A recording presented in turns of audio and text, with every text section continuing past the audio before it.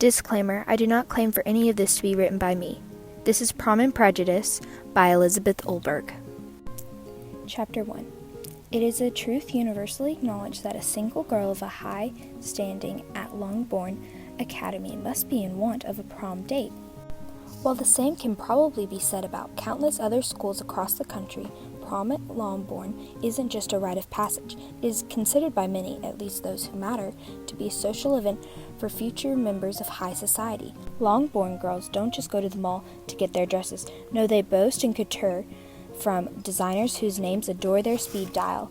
Just look at the glossy 6-page spread dedicated to more than a century of prom history in Longbourn's recurrent brochure, or the yearly coverage in the New York Times Sunday Style Selection, or Vanity Fair or Vogue.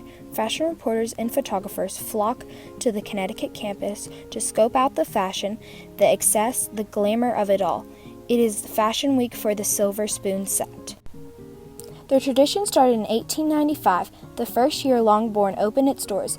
Originally set up as a finishing school for proper ladies, the founders realized they needed to have an event to usher the students into the elite world. And girls nowadays don't really need to be formally welcomed into society. Nobody needs to give up a weekend-long excuse to dress up and attempt to outshine one another. Friday night is the reception, where the couples consisting of Longbourn girls and the most part boys of the neighboring Pemberley Academy are introduced. Saturday night is the main event, and Sunday afternoon is brunch, where reporters interview the students about the previous evening. Students become fixated on prom from the day they get accepted. Not to attend or to have a proper date would be a scandal from which a young girl could never be able to recover. Imagine the chaos that erupted a few years ago when a scholarship student not only snagged the most sought-after boy at Pemberley, but showed up in a dress from Macy's, the horror, and caught the eye of the New York Times reporter, who ended up putting her and her story on the cover of the style section. Up to that point, most students tolerated the 2 scholarship students in each class, but this was too much.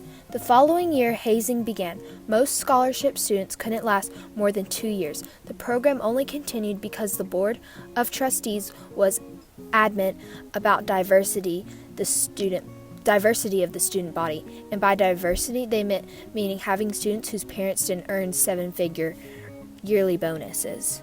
Plus, the scholarship students, often called charity cases, help boost the academic record and music program. Given the opportunities education-wise, the scholarship students try to put up with behavior. After all, this kind of experience couldn't happen at home, so there was a price to pay for the best teachers, resources, and connections. That price, condescension, taunts, pranks, got old pretty quickly. It's not easy, though. It only took the new scholarship girl in the junior class 2 days before she broke down in tears. Fortunately, she was alone in her room and nobody saw her, but it happened, I should know, because that room was my room, and my tears. I was the scholarship student, a charity case, one of them. There was a giant target on my back, and I had to do everything possible to avoid getting hit. Chapter 2. The stomach pains always started once the train pulled out of Grand Central Station in Manhattan. When I first took the trip, I had butterflies in my stomach, but now I knew better. Now the butterflies had turned into vipers. Part of me should have been impressed that I've been able to survive my first semester at Longbourn. I knew I would have difficulties coming in as a junior, but nothing could have prepared me for the cold, wet greeting given to me by several girls on my floor. They thought a proper hello was throwing a milkshake in my face on my way to orientation. I could still feel the cold shock of the strawberry slush hitting my face. I ended up being late to orientation, and when the headmistress asked me for my excuse, I told her I'd gotten lost.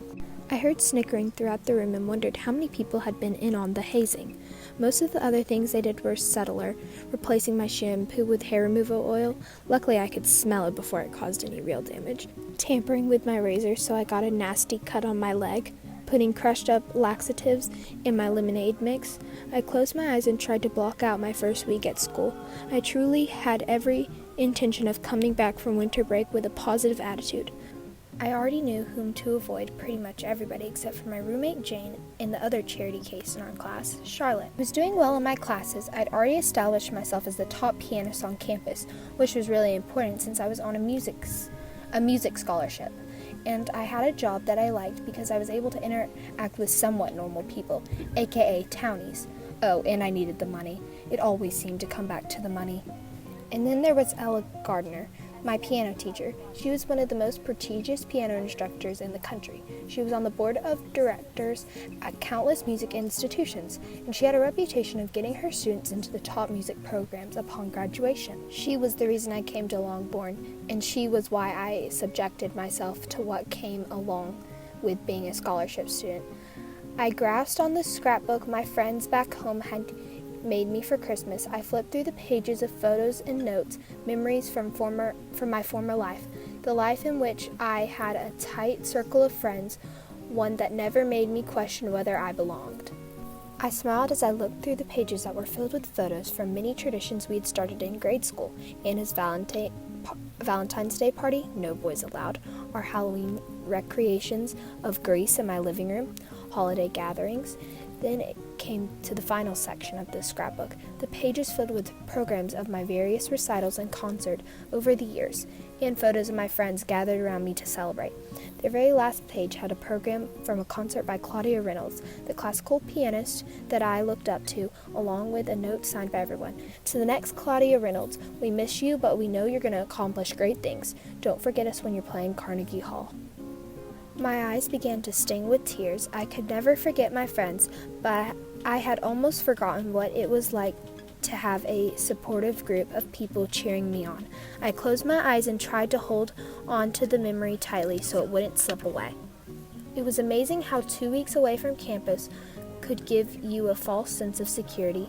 As the train pulled into the station, I envisioned a force field like an emotional shield enveloping my body.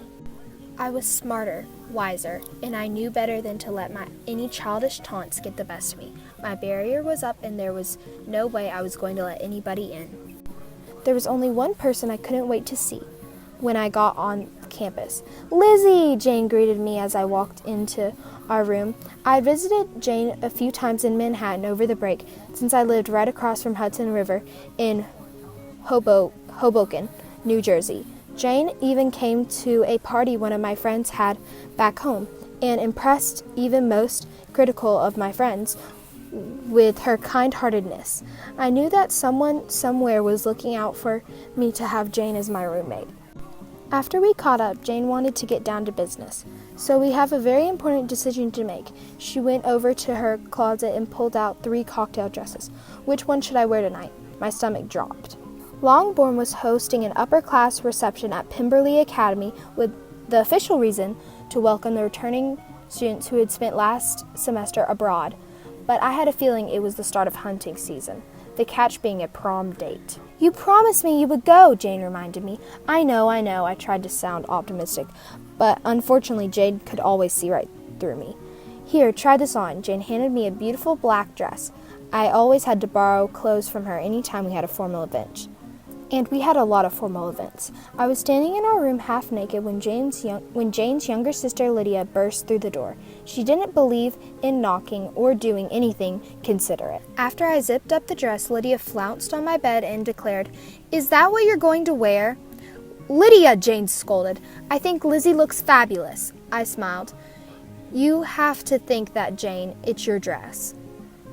"Oh, right," Lydia's face fell. "Sorry, Lizzie, it's just that Jane can lend you all her clothes, but you can't necessarily make them fit." "Lydia!" Jane threw a notebook at her sister. "You need to be more polite," especially Jane let her thought trail off, but both Lydia and I knew what she meant. Jane and Lydia's father had been laid off over Christmas when his company had merged with another investment bank. Not that that mattered much. He got a huge payout and money didn't seem like an issue. Although, as word spread throughout the campus, you would have thought that Jane and Lydia came back from the holidays with leprosy. As Jane and I finished getting ready, Lydia began whining. "No fair, why can't I come? You better at least let me go prom dress shopping with you." Jane blushed. "Slow down, nobody's been asked to anything."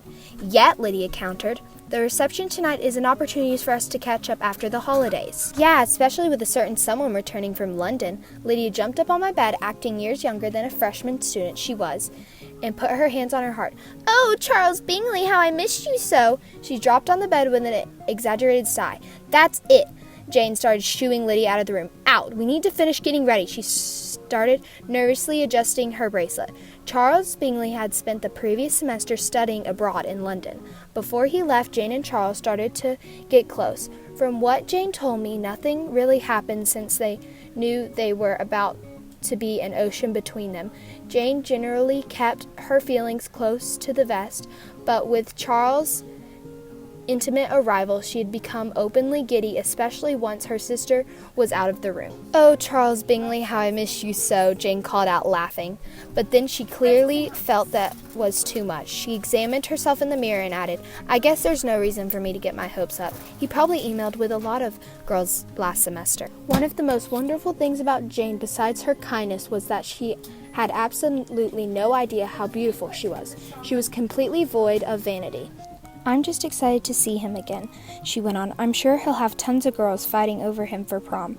You're being ridiculous, Jane. Seriously, if Charles Bingley is even half the guy you say he is, he'd be a raving lunatic to not ask you to prom.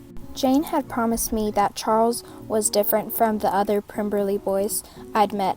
Talking to them was like being placed into a conversational purgatory, with no hope of being released without significant damage to one's self-esteem. The first time I met a Pemberley boy, the first words out of his mouth were, "Which mutual funds do you invest in?" When I told another Pemberley boy that I played the piano, he responded, "Is there money in that?" Another had mentioned that his father was in the Forbes 400, and not at the bottom 200 either, within a minute of meeting me. A fourth had kept his eyes on my chest the whole time we spoke, and then he moved on to the next girl's chest. For Jane's sake, I prayed she was right about Charles being unlike those guys. Jane smiled and took me by the elbow. You are too kind, Lizzie. Just promise me that you'll try to enjoy yourself tonight. You'll have fun, I promise. I desperately wanted to believe that I could be accepted and treated like a normal person at school. But after last semester, I had no desire to be friends with most of the girls here. How could I be friends with the same people who found so much pleasure in torturing me? No, I knew better. I would do my best to have an incident-free evening. My armor was up, and I was ready. Thank you for listening to Chapter 1 and 2 of Prom and Prejudice. Have a nice day.